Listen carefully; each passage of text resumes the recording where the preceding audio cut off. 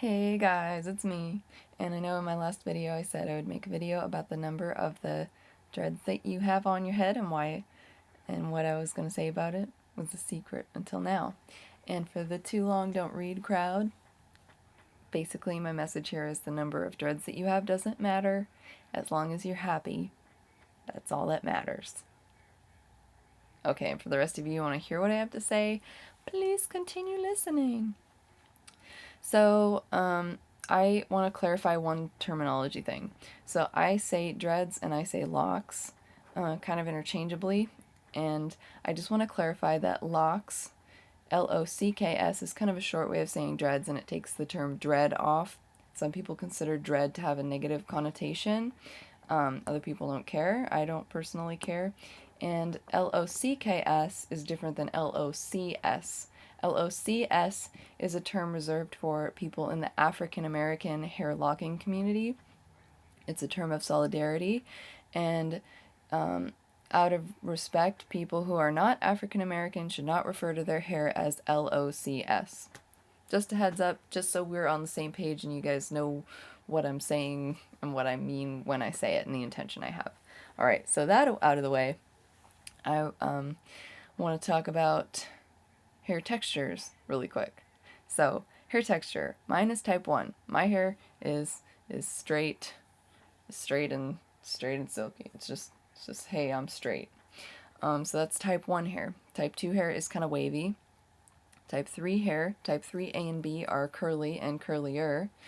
Type 4, no, type 3C hair is kind of its own special thing. It's the coily hair, very coily. If any of you have seen Django Unchained, the actor who played Brumhilde, she had type 3C hair, I believe, and it was like these divinely soft, perfect ringlet curls. It was gorgeous hair. And then we've got type 4 hair. And type 4 hair is afro-textured, or the kinkiest type of hair. So we've got this range of hair that humans can have. That's the thing that exists, and it makes us all cool. But it also makes our locking processes, our average number of locks, and some of the things we do for maintenance vary slightly because the hair requires a little bit different things for each different texture. So, in regards to the number of locks, you can have as few as 1 or as many as 700 or more. I know it sounds crazy. The 1, some people used to, I think a couple hundred years ago, cultivate their hair into one long matted rope. All one. And this was called a Polish plait. I don't think it's commonly practiced anymore in the world, but I'm sure the one dread exists somewhere, and it's called a Polish plait. You can have that few. You can have up to 700. There's this type of locks called sister locks that folks with type 3C and 4 hair can generally get. They look a little bit more like straight hair, so they might pass in the workplace, or maybe someone just wants to have really thin locks. So they choose sister locks, and you can have, I think the most common number I hear is like 400, but I've heard as many as 700 sister locks on someone's head. So there is a huge range of the possible number of dreads you can have. It's huge. So that in itself should say the number doesn't really matter. Now, the number kind of matters because the number of the dreads or locks you have is kind of a way of guesstimating the thickness that they'll be. But the thickness is also subjective.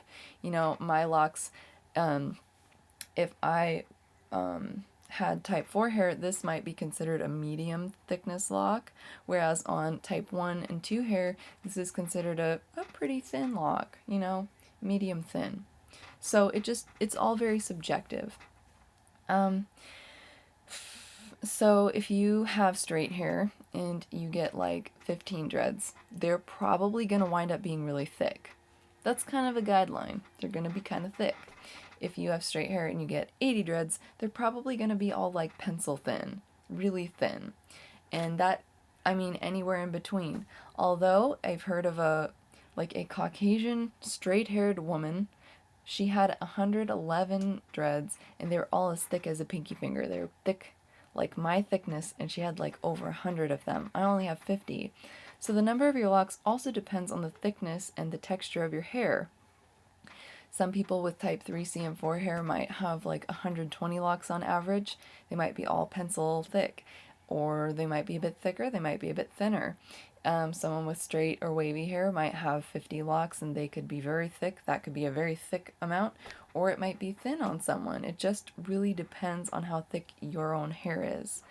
And a better way of determining the size of your locks is to base it on the size of your sections.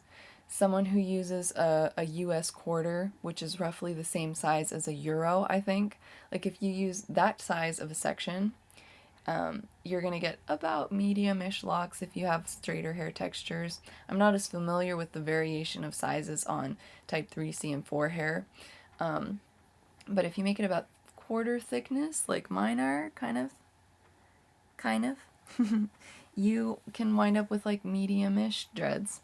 If you make it bigger than that, like a 50-cent piece, you know, if you make this big of sections, you're going to wind up with thicker dreads, and generally your dreads are going to, I don't want to say this as a fact, but it seems to me like your dreads might thicken up to be about 75% as thick as the section that you make them from. This is a complete guesstimate. This is not a fact. This is a guesstimate from me. But generally your dreads, after you make them, will thicken up to be somewhat closer to the size of the section you took them from than when you started. They thicken up with time. To kind of get a guesstimate of how thick you should make the sections for your own dreads, you should, instead of trying to section your head, I'm going to make 60 parts in my hair. That's way too much work. Trust me, I've tried and it's like way too much work. What you should do, just carve out a section at the nape of your neck with a comb and just dread that and see about how thick it comes out to be. In the end, it will be thicker than that, but you'll have kind of a rough estimate of how thick it will be in the end. It might thicken up even, maybe sometimes even double the size, but it will be thicker, but kind of give you a rough idea of the thickness that you're going to wind up with. So the number of your dreads has no more bearing on you than the license plate number on your car or the number on the tags of your clothing. It doesn't determine how pretty you are or how nice your dreads are or how important or like whatever. It doesn't matter. What matters is that you're happy. You have dreads that have met your personal aesthetic wishes, and that you have dreads that are manageable. For instance, my last set, I had 99 dreads, and on straight hair, which is more resistant to locking and the baby hairs don't like to go where they belong usually, for straight hair texture, having 99 dreads is probably unmanageable, like it was for me, and I started resenting having them because it was just too much work. I have 50 now. Imagine splitting these in half and like doubling the work. That's ridiculous. I'm way happier with having 50 on my hair than 99 on my hair. Now someone, let's see, like Cheska Locks on YouTube, she has like 120, and her maintenance is easy because her hair texture, you know, she can twist and pin it, and that's the maintenance. It just depends on who you are. It depends on what you want. It depends on your hair texture. As long as you're happy, that's what matters. And the number of dreads really is just kind of an estimation of how big-ish they're going to come out, but not really. It really, really varies. I know this video has been more like, it doesn't matter and you can't know. But I hope that I've kind of given you a better idea of the number of dreads, the size of dreads, the thickness, and your sectioning and stuff. I hope I've made it kind of clear, because that was the goal.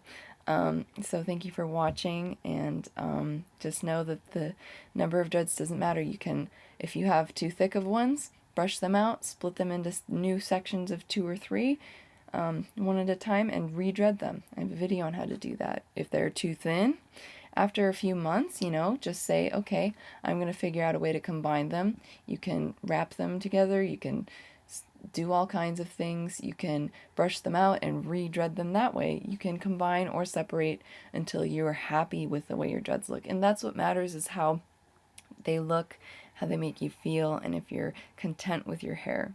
Number doesn't matter. Thank you for watching.